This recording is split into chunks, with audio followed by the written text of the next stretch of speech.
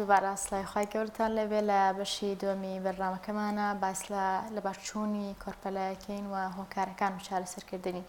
بۆ مەبەستە میوانداری زۆر بەڕێز خات و دکتۆرە پخشانمان کردووە پسپۆڕی نەخۆشیەکانی شنان و مناڵبوون دکتۆرە زۆر بەخێربێت دکتۆرە بەسپاس بۆ ئامادەبوون بە کورتی بەسێکی لە باشچوونی کۆرپەلەمان بۆ بکەی ئەمە چیە و چۆن ڕۆدا؟ بەڵێ خۆی لە بارچوون دوو تعریفی هەیە دوو پێناسەی هەیە یەکیان بە جۆرەی تەمەنەکە هەتا چەنە مەسەلەن لە بارچوون لە پێش ئەوەی کە کۆرپەلە بگاتە 24 هەفتە ئەوە بەپێی تەمەنە بەپێی کێشش هەیە ئەوژە گۆڕە لە پێناسە و پێناسە ئەوش ئەوەیە لە بارچوونی کۆرپەلەکە پێشەوەی کێشی ینی لە 500 غرام زیاتر بێ نیو چیلۆ ئیتر ئەوە پێناسەکەیان لە دەستچوونی ئەو کۆرپەلێ ئێتر ئەو دوو پێناسە هەیە بە جۆرەی کێشەکەی یا بە جۆرەی تەمەنەکەی پێش 24 هەفتە چکم پێش 24 هەفتە تۆزێ ئەگەریمانی کۆرپەلە کەمترە لەبەرەوە لە بارچوون دوای ئەوە بە مناڵبوونی پێشوەختە حسێبە بێت چکم لە ینی ئێستا تۆزێ پێشکەوتووە تۆپ تۆزێ لە دوای 24 ئەگەری مان و ژیانی کۆرپەلەکە هەیە لەبەرەوە پێش ئەوە لە بارچوونە دوای ئەوە مناڵبوونی پێشوەخت باش دکتۆرە جۆرەکانی چینە چەند جۆر بەگشتی جۆری زۆرە بەس بەگشتی ئەکرێتە دوو بەشەوە بەشێکیان پێی ئەوە ترێ سپۆنتێنیەس ئەبۆرشن یعنی تلقائی ینی یەکێکشی ئیندوستیان مدیکال ئیندوستیان مدیکال یا ثیراپیتیک یعنی عیلاجی کەوا خۆمان ئەیکەین نوعی جۆری یەکەمیان زۆر نوعی هەیە یعنی سەبتایپی هەیە مثلا ثرێتێن دەبۆشنی هەیە ینی پێوترێ ئسقات مهدد یا حملی هەڕەشە لێکراو دووەمیان inevitable abortion یعنی مثلا inevitable یعنی حتمی یعنی ئەو مناڵەکە کاتی پێی ئەزان نیشانەکان لە دایکەکەی حتمی لەباری ئەچێ ئەو ژێ سەباسیەکەین یعنی چۆن فەرقیەکەین incomplete abortion یعنی لە بارچوونی ناقص یاخود کەوا بەشێکی لەبارەت بەشێکی ماوەتەوە کە پێوترێ ئسقات ناقص یعنی بە عەرەبیان incomplete abortion complete abortion ئەوەیە کە هەمووی لەبارەچێ یعنی ئەو نەدایکەکە کە نیشانەکانی ئەبێت و پێشەوەی هیچ شتێ بکەی خۆی هەمووی لەبارەچێ و ڕەحمی پاکە بێتەوە یعنی مست abortionمان هەیە ئەوەش کە ئێستا زیاترە یعنی زۆر بۆ ئێستا ئەوش پێوترێ ئسقات منسی یاخود لە بیرچوو ئەو ژەوەیە کە دایکەکە هیچ نیشانێکی زۆر ڕوونی نییە بەڵام کۆرپەلە لە سکیان مردووە و دڵ لێیان وەستاوە ئەوش نیشانەی خۆی هەیە کە ئەگەر کەسێ ئەوانی کە مناڵێن زۆر بۆیان مناڵە لە بارچۆ پێی نیشانەکانی پێی ئەزانەوە مستە سێپتیک ئەبۆرشنمان هەیە سێپتیک یعنی خۆی سێپتیکیان متعفن یعنی پیس ئەوش لە چیا ڕوئەدا عادەتەن زۆر کەس لەو کات لەوانە ڕوئەدا کە بە مناڵ خۆیان لەبار خۆیانە بن بە بڵێن نەک لە ڕێی خەستەخانە و دکتۆر و پزیشکوینەوە لە دەرەوە یا لە مامانیا لە یا خۆیان بەعزە شتێگەکەن ینی لەباریان بچێ بەڵێ ئەوە عادەتەن پارچە ئەمێنێتەوە ئەبێ بە ئلتیهابەکە و هەوکردن تو ڕوئەدا پێوتێ سەپتیک ئەبۆرشن یعنی سەپتیک تقریبا بە معنای متعفن لێ ینی پیس ڕیکەرنت سپۆنتێنیەسمان هەیە ئەوەش هەر لەم نەوعانەیە بەڵام دووبارە بوونەوە ینی دووبارە ئەبێتەوە لە بارچوون بینە یەک باسی ئەگەر بە کورتی فرێتێنتەکە ئەوەیە کە دایکەکە هەست بە ئازارێکەکەیە تۆزێ خوێنی هەیە ئەوە نیشانەکانێتی بەڵێ کە سۆنەر ئەەکەی مەسە مناڵەکە ماوە دڵی لێ ئەیە بەڵام یعنی وەکو پێم وتێ فرێتێن یعنی هەڕەشە لێکراوە احتیمای لە بار ئەگەری زۆرە ئینڤیتەبڵەکەەوە هەر لە بارەچەوە کاتێک دایکەکە کە ینی ڕەحمی کراوەتەوە سەرای مناڵەکە کۆبەتەوە زۆربەی کات دەرەست بە مناڵەکە ئەەکەی لە ناو زەی دایکەکە هاتوۆتە خوارەوە ئینڤیتەبڵە مستەکە ئەوتما کە زۆرە کە باوە ئەوەشەکە لە سکی ئەمرێ ئەوەش نیشانەکانی بەعزێ دایک هەستەکە هیچ نیشانەیەکی دووگیانی نامێنی گیانی سووکە بێ خەوی نۆرمەڵە بێ خواردنی نۆرمەڵە بێتەوە یعنی بێزوەکەی نامێنێ یاخود جاروایە تۆزێت دوسێ قەترە خوێنێکی ڕەشی ئەبێ ئەوە زۆر ینی ئەوە نیشانەکانتی یاخود جارواشەی هیچ نیشانەیەکی نیێ و دایکەکە هەروەکو متابعی مانگانەی خۆی کەیە سۆنەرەکە سیرەکە مناڵەکە مردووە ئیتر ئەوەی ناقسەکە وتمان کەف لەباری ئەچێ و بەشێکی ئەمێنێ باشە ویان چۆنە دکتۆرە ئەوەش ئەوەیە کە پێدەم دایکەکە کە ئەکەوێتە سەرژان هەتا ئەگاتە نەخۆشخانە یاخود لە نەخۆشخانە مەسەن پارچی مناڵەکە یا لە ماڵەوە زۆربەی کات دانیشتن لەباریان ئەچێ مەسەلەن کە خوێنی ئەی بێ پارچە فڕێدا و ئەزانێت تەسەورەکە کامل بۆ کار بەڵام کە سۆنەرە کەسێکی بەشە لە وێڵاشەکەی ماوە پارچە ماوەی ترەوەش دوایی ئەبێ چارەسەر بکرێ. زۆر باشە. ئەوەی کە باسی کرد لە باربردنی پیس سپتیک ئەوەیان وەکوتم ئەمە زۆربەی کات کە عادەتەن لە دووگیانیە کە بێت کە دایکەکە نایەوێت زۆربەی کات ئەچێ مەسەلەن هەوڵ ئەدا لەبارەی باکەیت مەسەلەن لە نەخۆشخانە لە لایەنە پزیشکەکان ڕێگە پێدراونیە بۆ نمونە خۆی هەوڵەدا لەباری خۆی بەڵێ پەناباتە بەرمامان بەر شتی لا کۆڵانیان خۆی مەسەلەن حەبوەرەگرێ لە لایەنی غێر قانونیەوە مەسەلەن لەباری ئەچێ بەڵام یاخۆ لەبەرەوەی کە خۆی کردوێتی یان لە دەوروبەری بترسێ زووم تابعی خۆی ناکە ئەگەر ئەو پارچەی بێت و بمێنێتەوە لە ناوە و پێی نەزانێ هەوکردن ڕووبە ئەوە ئیتر حاڵەتێکی زۆر مەترسیدارە لای ئێمە خۆم ئیلتیهابە بۆی هەیە بگاتە تەبعاً تای بەرزی ئەبێ ئازاری زۆری ئەبێ لە بەشی خوارەوەی سکی تەڕایی زێی بۆگەنی هەیە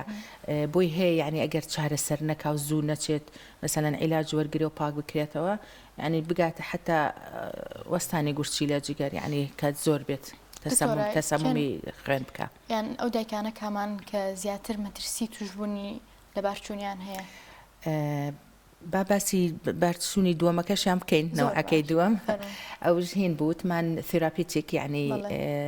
طبیە یان پێویستە میدیکەڵی پێ ئەوترێ بەڵێ ئەوە لە ڕێی لژنەوە قەرار ئەدرێ ئەوش هۆکاری خۆی هەیە بۆ نمونە ئەگەر بزانن ئەو حملە ئەو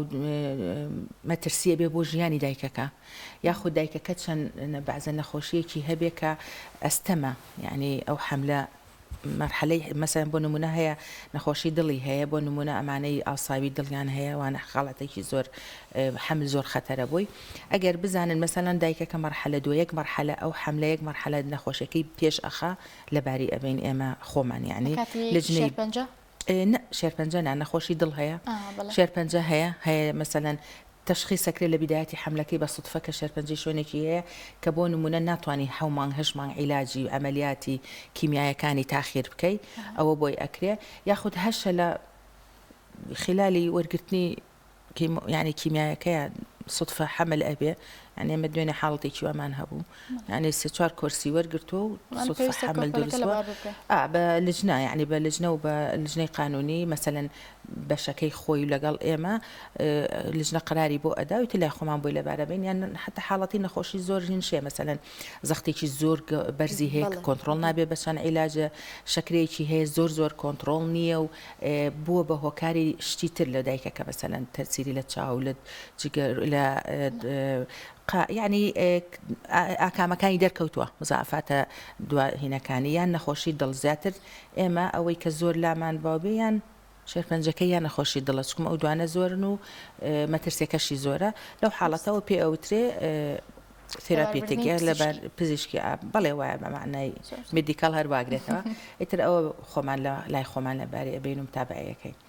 زۆر باشاوی کەوتمان کێنم کەسانی کە مەترسی لە بارچوونیان زۆر لەسەرە ئەو کەسانی کە مەترسیان بە یعنی ئەگەر بەهێن باسیکەین بە خاڵ مەسەلەن تەمەن ئەو کەسانی کە لە سەرود چلن دایکەکان ئەوانە احتیمالێتی لە بارچوونیان زۆر زیاترە تقریبا لە 15 بۆ 25 زیاترە لە ساچل زیاترە لەوانەی کە لە پێش 35 چکم سەهینی بەهێنی تازە ئەڵێ باشترین تەمەنیان زۆر ئێسێ باسیەکەم بۆت ئێستا خۆی لە هین دەرکەوتووە کە باشترین تەمەن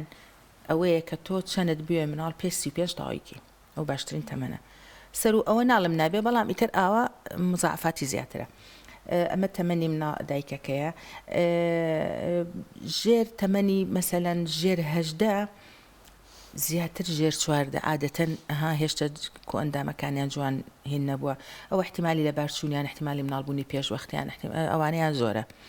ئەمە بە جۆر تەمەن مەسەلەن ئەوانەی کە نەخۆشیەکی تریان هەیە و تەسیرەکە بۆ نمونە زەخت شەکرە نەخۆشی دڵ ئەوانە هەموو هێنیان احتیمالێتی لە بارچوونیان زیاتر خاستەن شەکرە لە هەمووی زیاتر تەسیری هەیە و خاستەن ئەگەر کۆنتڕۆڵ نەبێ 3 مانگ پێش حملەکە ئەوە لە ساعت 40 بۆ 50 لە بارچوون زیاکە نقصانی زیاکە هەمووی لەوانەیە بەڵام ئەگەر کۆنتترۆلی دایکەکە نۆرمال بێ و دای ئێستا خۆی شەکرەکەی کۆنتترۆل بێ ئەوە تقریبان وەکو کەسێکی ئاسایی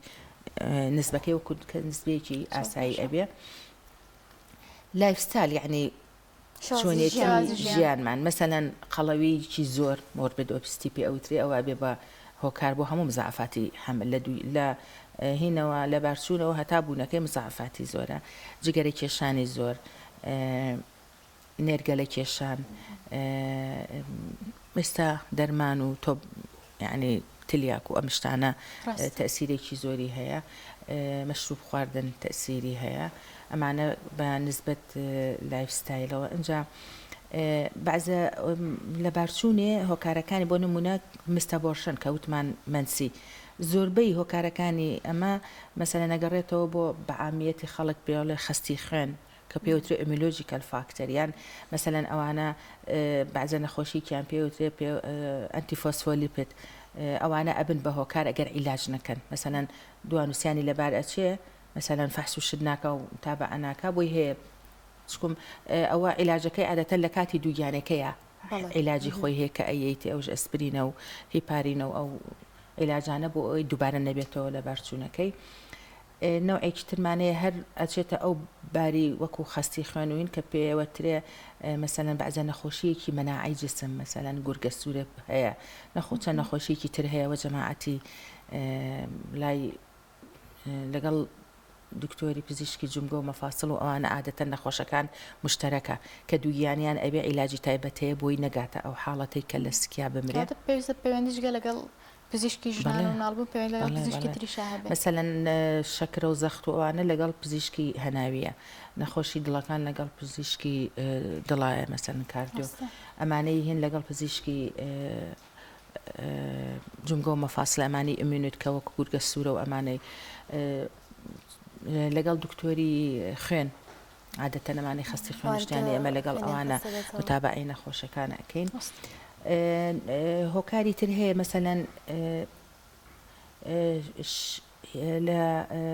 لە ڕەحمی یعنی مناڵدانی ئافرەتەکە بۆ نمونە هەیە سێپتای هەیە پێ ئەوتە ینی حاجزێک هەیە دووفاقە ڕەحمی ئەوانە ئەبێ بە هۆکای لە بارچوون عادەتەن ئەم لە بارچوونە لە 12 هەفتەوە دەست پێکە ینی جیاوازە لەگەڵ ئەوانەی تر و خاصەتەن کە وەکو ئیسقان منسی کەوتمان لە سکیامرێ ئەمە کە تۆزە سکەکە گەورا بێ لەسەر و 12 ئیتر ڕەحم هەڵی ناگریانەوەی پسووکە قەبارەکەی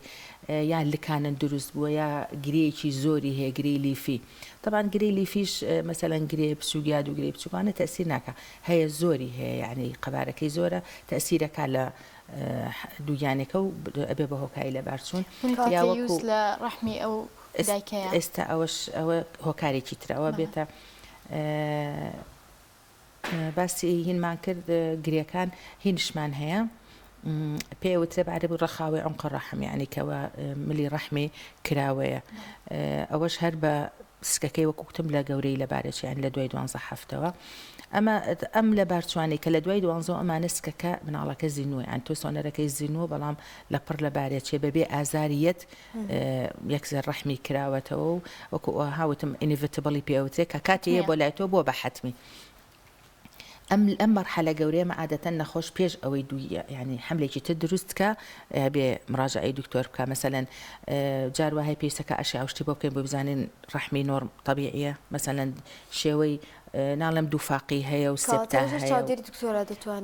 طبعا خاستن ئەگەر گەورە بێ ئەگەر لە سکا مردی بێ بە گەورەی هەر هەمان شێوە بەڵام خۆی عادەتەن ئەڵێ 2 بۆ 3 لە بارچوون و بیدایەتەکەی زۆر پێویست بە هین ناکە یعنی زۆر بیدایەتی حملەکەیە و تێگەی یعنی لە دوای ئەوە گەورە نەبووە و ئەوە نا بەڵام لە گەورەیە عادەتەن تۆ یەک حملەشە بێ ئەبێ پێش ئەوە مراجعە بکەی زانین چیت بۆ دا ئەنرێ و لە کاتی حملەکەش مراجعە بکەی بۆ نمونە بۆ ملی ڕەحم کە هەڵبەستنەوەی ئەوێ کە ئێمە بە نەشتەرگەری لە کاتی دووگیانەکەیکەین ئەوە مەسەلەن لەوەیە پێش حملەکە نەتوانین تشخیصیکەین لە کاتی دووگیانەیە کە ڕەحم یعنی کۆرپەلەکە لە سکاتی لە 12 هەفتە و 13 لەو مەرحەلەیەوە سۆنەری بۆ ئەەکەیت سیرەکەی مەسەلەن کرانەوەیەکەی کە لە نۆرمەل زیاترە لە ملی ڕەحمیەوە بەوە ئەزانی کە تۆ ئەمە بەڵێ پێویستی بە و ئەمەلە بە و نەشتەرگەری هەیە پێوتری شتکاری عنی هەڵبەستنەوە طبعا ئەوەی بوێ بە تەکیدی يعني نیشانەی هەبێ و بە سۆنەر دەرکەوێ ئەوە لە هەموو حملێکیا پێویستەکات ئەو نەشتەرگەریە بکە کەوات ئەو دایکانی کە لە بەرچوونیان هەیە ئەگەری لە بەرچوونی سکی ئایندەیان زیاتر ڕێکەڕەند کەوتم دووبارە بوونەوە ئەوەیە دووبارە بوونەوە عادەتەن ئەبێ بزانانی دووبارە بوونەوەکە لە هەمان شێوە بێ بۆ نمونە کە تۆ منسی بووە یا لە سکیا مردووە دووبارە بوونەوەی دوای ئەوە هەمان شێوەیە چکم هەیە یەت سەیرەکەی سۆنەرێکەکە 4-5 هەفتەیە جارە دڵی لێ نێاوە و ئەبێ لەباری ئەچێ یعنی بۆ حملێکتر زۆر زیاد لە حەد ئەترسێ و من ئەوە وەکو وتم یعنی ئەم کارەکانی ئەبێ بگەڕێن جۆرەکەی یعنی مەسەلەن دووبارە بوونەوە لە هەمان جۆر ئەوە نیشانەی ئەوەی کە تۆ کێشەیەکێ بۆ نمونە تۆ دوو سکل لەبارە چ لە 12 هەفتە مناڵ زینووە ینی سۆنەرەکەی ئەمڕۆ سۆنەرەکەی مناڵ زینەوە ئای بینی و بە زینووی فڕێ ئەدەی چون 12 هەفتەش بە زینووی هەستەکەی جوڵەیەکی تیا ئەبێ یاخۆت خۆت ئەو دقەیەکە ئەڕۆی ئازارە هەیە سۆنەر بۆ کەن زینوە فڕێدی تۆ بێ بزانی هۆکارێکەیە لە ڕەحمت کە بووە بە هۆکاری ئەو لە بارچۆندا لە مناڵدانی ئافرەتەکە وەکو پێم وتیان گرەیەکی زۆریان ملی ڕەحمی شلە و پێویستی بە هەڵبەستنەوە هەیە سێپتیکەکە وتمان ئەوە هەر ئەوەیە لە دوای لە بارچوونی ترەوە کە ڕوو ئەدا وەکو هۆکاری تر ئەوەی کە باست کرد تەکەیوز ئەبێ بە هۆکار بە لە بارچوون ئەوش لەبەرەوەی تێکچوونێکی هۆرمۆنات دروستەکە یعنی ئەبێ بە جاروایە ئەبێ بە هۆکار هۆکاری عفو هۆکاری تر هەیە بۆ نمونە هۆرمۆنەڵی پێ ئەوترێ ئەوش تێکچوونێک لە هۆرمۆناتە بێ ینی مەثەن لە دووگیانە بێ نسبەی هۆرمۆنی پرۆژسترۆن کەمترە بێ لە طبیعی پێوتێ لوتیال ئینسەفیشنسی یعنی ئەو مەرحەلەی کە ئەبێ مەسەن پرۆژسترۆن زۆر بێت تۆزێک کەمترە ئەوە ئەبێ بە هۆکار لە بارچوون ئەوەش یعنی وەکو پێموتیات بە نیشانەکان و بە دووبارە بوونەوەی هێن و هێنش چارەسەرەکەشی هەر عیلاجە لە کاتی دووگیانێکە باش دکتۆرە لە کام قۆناغی دووگیانیان زیاتر مەترسی لە بارچوون هەیە خۆی لە بارچوونەوە پێم وتی 24 هەفتەی یەکەمە ینی ئەو ئەگەری زیاتر هەیە ئەوە هەر ئەوە لە بارچوون ئەو نەیە دوای ئەوە لە بارچوون نییە دوای ئەوە لە بارچوون نییە ئێستا وەکو وتم لە ئێستا حالیان ئێمە هینەکە زۆرە لە بارچوونی منسی یانەوەی لە سکیا ئەمرێ وش بە هۆکاری چەند ئەم یعنی نەخۆشی زیاتر هەیە ئێستا وەکو وتم لە بارچوونی بیدایەت پێش لێیانی دڵ ئەوە زۆر ئێمە هەتا دووجا سێجا دووبارە بێتەوە ئەنجا زیاتر فحوسات بۆ نەخۆشەکان لە بەرەوەی احتیمالە هەن بێ هۆکار ئەگە بینە سەر هۆکارەکان یەکەم ئێمە هۆکار وتمان ئەمانی کە بە گەوری لە باریانەچێت لە 12ەوە بەرەو ژوور کە زیاتر کێشەی ڕەحم بێ یان ئەگە لە سکا مردی بێ ئەوە بێ بە فەحسی خوێن لەگەڵ دکتۆری خوێنە خستی خوێنی هەبێ ئاینە هۆکاری تر هەیە بۆ نمونە لە کاتی حملەکە دایکەکە تووشی هەوکردن بێ ئیتر ئایا هەوکردن لە میرزەڵانی بێ لە ڕەحمی بێ لە شوێنێکی تر بێ تای بەرز هیچێکە لە هۆکارەکانی لە بارچوون تای بەرز کە دایکەکە توش تای بەرز بێ پەتاو هەڵامەت و هەر نەخۆشێکی ڤایرۆسی بێ یعنی حەسپەی ئەڵمانیمان هەیە سایتۆمیگالیمان هەیە هێرپیسمان هەیە ئەمی پێڵێن ئێمە تامێسکە دوونەوە تامێسکە یەک تامێسکەی دووکە لە منطقەی تەناسولیە ئەوانە ئەبن بە هۆکار چکم لە بیدایەتی حملە لە سێمانگی ئەوەڵا عادەتەن یعنی ئەمە ئەم ڤایرۆسانە ئەتوانن لەو باریێرانەی کە هەیە لە بینی وڵاش ینی بپەڕێنەوە بۆ مناڵەکە باسی بۆ ماوەی ئەکەن ئەوە بۆ ماوەی ئەوە پێ بڵێم کرۆمۆسۆماتی پێوتێ ئەمە تقریبەن هۆکارە بۆ لە بارچوونی لە 150 یعنی لە بارچۆکان لە 150 ئەبێ بۆ ماوەی بیا کرۆمۆسۆمات بێ شەر نییە بۆ ماوەی کرۆمۆسۆمات ئەزانی چۆنە ئەوە کرۆمۆسۆماتە یعنی ئیتر ئایا مثلەن زۆربەی کات پێوتێ میوتیشن تەفرەی وراسی کە میوتیشن شەر نییە دووبارە بێتەوە ئەنی بۆ نێسێگەر یەکی لە خێزانەکەمانە لە بارچوونی هەبێ ئەوە مەترسیە بۆ ئێمەش ینی ڕەنگەمە لای خانمان شەر نییە ئەزانی چۆنە ئێمە ئەگەر مثلەن ئافرەت یەک سێ چوار لە بارچوونی هەبوو هۆکاری تری نەبوو مثلەن فەحسی خوێنمان کرد هیچ نەخۆشیێکی نەبوو ڕەحمی سۆنەر و ئەشعی کرد هیچ مشکلێکی نەبوو ئێمە ئەو کاتە بیرمان ئەچێ بۆ کرۆمۆسۆمات بۆ لەبەروی کرۆمۆسۆمات هەر ئەسان فەحزکردن و دەستنیشانکردن و شتی تۆزێ قورس و تۆزێ گرانە بۆ نمونە لەو حاڵەتەیە کە مناڵەکە لە بارەچێمە یا مناڵەکە پارچەی یۆڵاشەکە ئەنێرین بۆ فەحسی کرۆمۆسۆمات یعنی بزانین ئەگەر بۆ نمونە جاروا هەیە داونە ینی جاروا هەیە نەخۆشی ترمان هەیە کە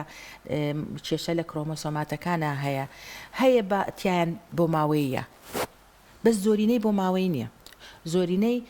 کرۆمۆسۆماتە بەس تەفرەی وراثیەکە پێی ئەوتە تەفرەی وراسی یعنی لەو حەملە ڕوویاوە شەر نییە دووبارە بێتەوە. با بێنە سەر چارەسەر بزانێکی نەو دایکانی کە زۆر مەترسی لە بارچوونیان هەیە یاخود ئەترسن تووشیان حاڵتە بن چۆن چارەسەر وەربگرن هەم لە ڕووی پزیشکی و هەم خۆشیان وەکو پێم وتی جارێ تۆ خۆی ئەبێ بزانێ هیچ هۆکارێکی دەرەکی هەیە بۆ ئەوە چکم ئێمە بێ لە مانەی کە باسمان کرد بۆ نمونە تۆ لە کاتی حملەکە پەتاو هەڵامەتێکی زۆرەگری تایەکی بەرزت ئەبێ بە هۆکاری منەوە خۆ دەزانێەوە هۆکارێکی دەرەکی هەبووە بۆ نمونە هەیە جاروا هەیە لە حوادث مثلا لە حادثەی سیارە لە خوڕپێکی بەخەوە دەبێ بەوە مەسەرە هۆکاری دەرەکی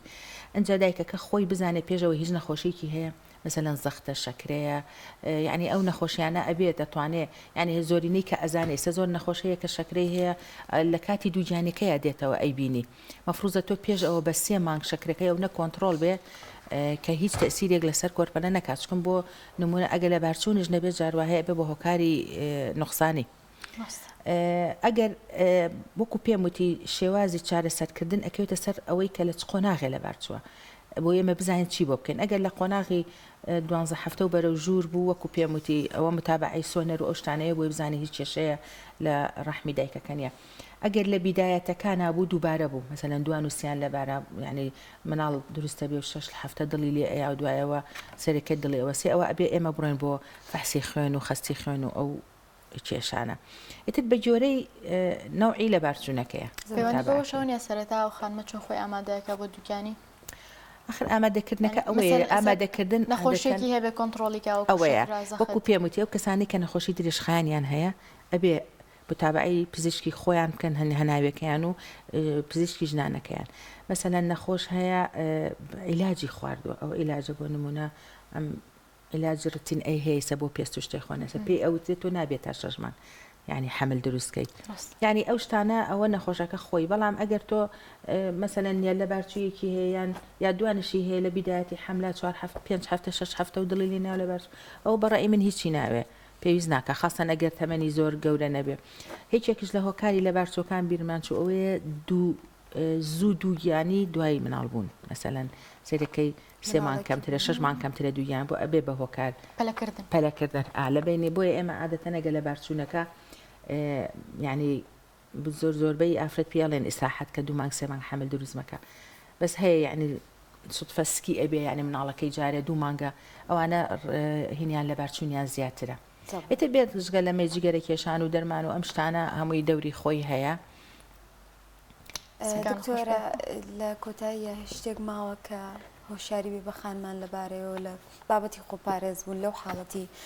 لە بارچوونانی کە لێ سا زۆر باوە و هەنێ لە خانمان تووشی دەبنەوە وەڵاهی تر وەکوتم ئەبێ خان ئەگەر هەر کەسێ خۆی هەر نەخۆشیەکی هەبێ پێشەوە چێکی خۆی بکە بزانێت کە حازرە هەر کەسێ عیلاجێکی درێژخایانی هەیە پێش ئەوە ئیستشارەی دکتۆرەکەی خۆی بکە بزانێ ئایا ئەتوانێت لە کاتی حملەکەیە ئەم عیلاجە زەرری ئەبێ بۆ کۆرپەلەکەی یان بەدیلی هەیە بیگۆڕێسە تۆ بەزە نەخۆشیەکەی تۆ لەوەی عیلاجەکە لە یعنی زەرشی هەبێ بەڵام بەدیلی نەبێت تۆ بیوەستێنی ئەبێ ئەو کاتە خۆی یەک لای بکاتەوە ئەوێیانە ئەگەر لە بارچوونی هەبێ ئەگەم مناڵبوونی هەبێت تۆزێ مەسافەیەک با لە بینی حمل و حمل ئەنجا ئەوەی کە زۆر گرنگە ئێستا زۆر ئەبینم لە خانمان ئەوەیە کە منعێکی درێژخایەن ئەکەن سێرەکەی مناڵێکی وڵا هەتا نەچێتە مەکتەب سکێکی تر نامەوێ وەکو وتمان ئێمە باشترین تەمەن پێش 35 تەواوی کێ چەند مناڵت ئەوێ ئێتر تۆ هەر هۆکارێکی ترت هەبێ یعنی بەڕاستی من هەموو جاڵێ مەلەم هۆکاری اجتیماعی یا خودت تۆ دەوامت هەیە یا ئیشت هەیە یا شتێکت هەیە ئەوانە هەمووی دایمە نابڕێتەوە هەیە بەڵام تۆ مەرحەلەی مناڵبوون فترەیەکە و بەسەر ئەچێ یاخود دوای خۆلەوەی سکرد بێ بەڵام مزاحفاتی زیاترە بێ من عادەتەن هەموو جار ئەڵێم چەند مناڵ پێ دوان تێسیان تەوێ لە پێشە تەمەن پێش ئەوەی بگەیتە تەمەنێ مەترسی هەیە هیوایە سێکەی مناڵێکی 10 ساڵە نەیەشتۆ مناڵی بێ ئێستا هاتووە 40 ساڵە و ئەوێ ئێتەوە يعني براسي بيزقلوي كاحتمالات دروزبوني كم تربي لقل أمره لقل أول شيء أمشي يعني مشاكل شيء زيادة ربيه يعني خوش به زوج سپاس بدكتورة بخشان الشرف سپوري خوشك يعني جنان من عضو لقل دكتورة زوج سپاس